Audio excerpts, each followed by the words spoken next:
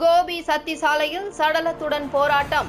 மயானத்தில் கழிவுநீர் தேங்கியதால் ஆத்திரமடைந்த உறவினர்கள் மறியலில் ஈடுபட்டனர். சாலை மறியல் போராட்டம் காரணமாக கோபி சத்தி சாலையில் போக்குவரத்து துண்டிக்கப்பட்டது. வருவாய்த்துறையினர் நடத்திய பேச்சுவார்த்தைக்கு பிறகு சுமார் 3 மணி நேர போராட்டம் முடிவுக்கு வந்தது. கோபி அருகே உள்ள கரட்டடிப்பாளையத்தில் இஸ்லாமியர்களுக்கு சொந்தமான மயானம் உள்ளது. இங்கு கரட்டடிப்பாளையம், கோபி, நல்லகவுண்டன்பாளையம், கலிங்கம் உள்ளிட்ட பகுதிகளைச் சேர்ந்த இஸ்லாமியர்கள் சடலங்களை புதைத்து வந்தனர். இந்நிலையில் ஈரோடு சத்தி 4 வழிச்சாலை அமைக்கும் பணி கடந்த 3 ஆண்டுகளுக்கு முன் தொடங்கியது. அப்போது சாலை விரிவாக்க பணிக்காக நிலங்கள் கையகப்படுத்தப்பட்டது.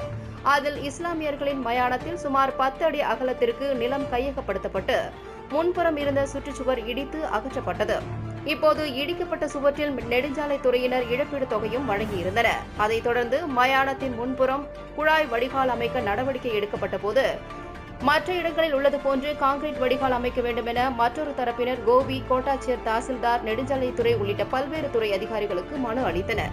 இதனால் வடிகால் அமைக்கும் பணி தடைப்பட்டது. இரு தரப்பினருக்கும் இடையே அமைதி பேச்சுவார்த்தை நடத்த ஏற்பாடுகள் செய்யப்பட்ட நிலையில் பேச்சுவார்த்தை நடைபெறவில்லை. இந்நிலையில் கரட்டடிப்பாளையம் பகுதியில் உள்ள கழிவுநீர் முழுவதும் மயானத்தின் முன்பகுதியில் சென்றது.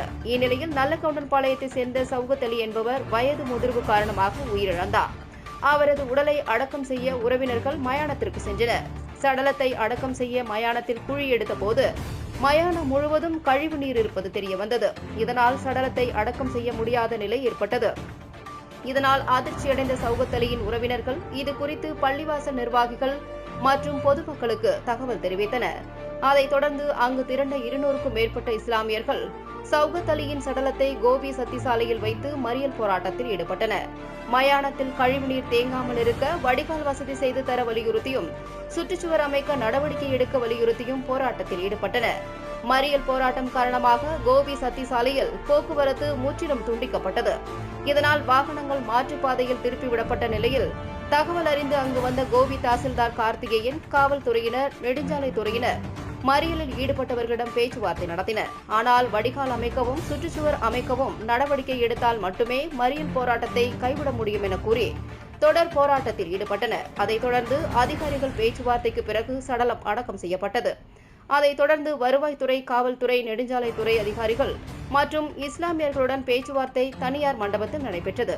அதில் தற்காலிகமாக இரும்பு தகரத்தினால் சுவர் அமைத்து தருவது என்றும், கழிவுநீர் தேங்காதவாறு வடிகால் அமைப்பது என்றும், தேர்தலுக்கு பிறகு முழுமையான நடவடிக்கைகள் மேற்கொள்வது என முடிவு செய்யப்பட்டது.